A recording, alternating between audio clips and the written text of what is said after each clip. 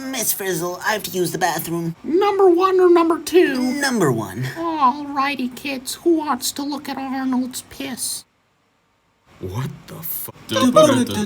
So here we are, children, at the urinary system. Now, who can tell me what those bad bean-looking things do?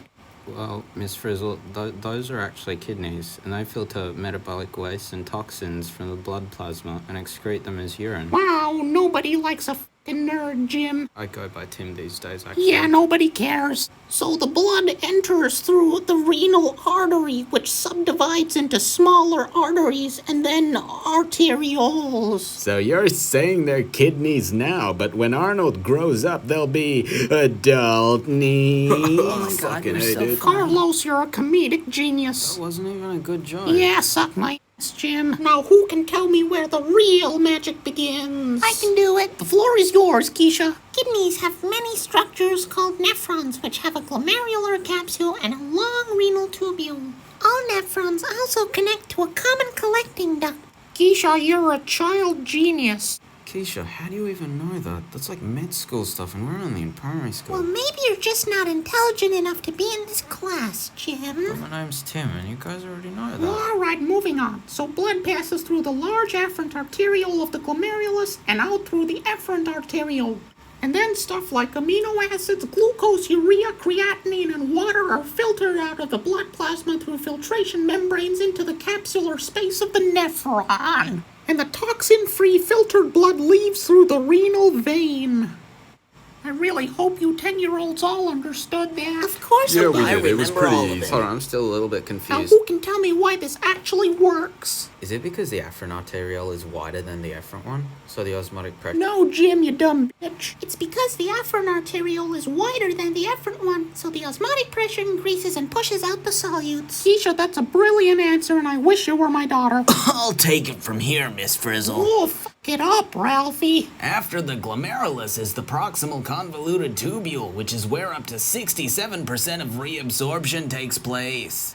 Peritubular capillaries are located around the tubule, where water and solutes pass through its epithelial cell lining into the extracellular space and then into the capillary. Holy shit, Ralphie, I didn't think you were capable of comprehending words with more than 3 syllables. The sodium-potassium pumps of the cells stimulate sodium reabsorption by pumping out sodium into the capillaries, creating a concentration gradient that drives more sodium into the cells, along with water and some metabolic waste. Holy shit, Ralphie, the amount of times you said sodium is more... I'm not done, Jim! Sometimes the peritubular capillaries secrete waste and drugs back into the proximal convoluted tubule. Ralphie, we've been going to the same school for 5 years, and in all that time you've never said anything about kidneys. Guess you shouldn't have underestimated my dumb jock archetype, Jim. Come on, you know my name's Tim. Thanks for nothing, Jim. Now who can tell me what comes next? That would be the loop of Henley. It's all yours, Phoebe.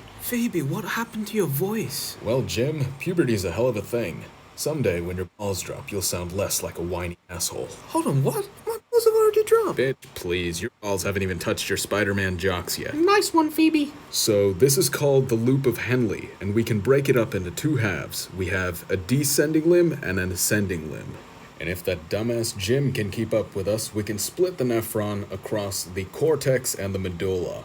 And this structure creates an osmolarity gradient across the medulla, which allows for the collecting duct to concentrate urine. The descending limb is permeable to water, so the filtrate concentrates as it passes through as water leaves via osmosis. Now, the ascending limb is permeable to ions like sodium, so as the filtrate travels through, it dilutes as sodium ions are actively pumped out. And that means the filtrate starts out dilute and then grows more and more concentrated as it gets closer to the bottom, and then as it reaches the top again, it becomes more dilute.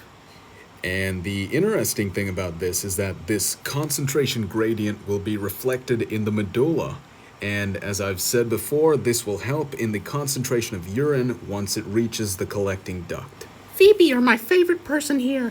But my favorite part of the nephron is the proximal distal tubule, because it's the easiest to remember. Sodium bicarbonate and chloride ions are secreted while hydrogen and potassium ions are taken in. And like all good things, this is regulated by hormonal control. Now who can tell me why? What say you, Jim, you filthy fucking child? What's the point? You're just gonna tell me I'm wrong. You know what? Whatever, okay.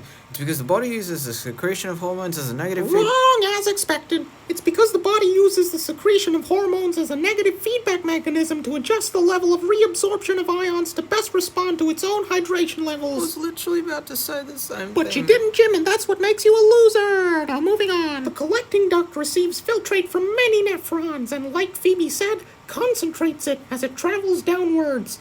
This is also controlled by antidiuretic hormones to allow for a dynamic adjustment of filtrate concentration. And that, children, is what's known as urine, as in you're in big trouble for being a dumb bitch. And the urine travels via the kidneys to the bladder through ureters, which move it along using peristalsis and smooth muscle contractions. The ureters have valves to prevent urine from backing up and transport it directly to the bladder, which is a hollow sac, just like Jim's brain. And the bladder is lined with transitional epithelial cells to accommodate for changes in fluid volume. The urine reaches the urethra, a thin fibromuscular tube with an external opening to transport urine from your bladder to your pants, you incompetent infants. The urethra is longer in biological males and shorter for biological females.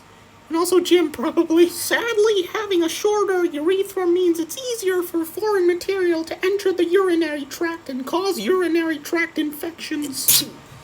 Well, I think that just about covers it for today. Arnold, you can pee now. Oh my god, thank fuck. Fucking finally. Oh, sweet relief. Sweet relief. Thank you, Arnold. My urethra! There's surgery for that. All right, school's out. F*** off. Have a nice day. You'll be tested on all of that tomorrow. Hold on, Miss Frizzle. This is really complicated stuff for a 10-year-old to wrap his head around, and everyone else just seems to be having such an easy time understanding this, and I'm not understanding any of it. It's so complicated, and there's so much of it, and I don't even know how I Jim, can... it's difficult for you because you're a stupid fucking piece of shit.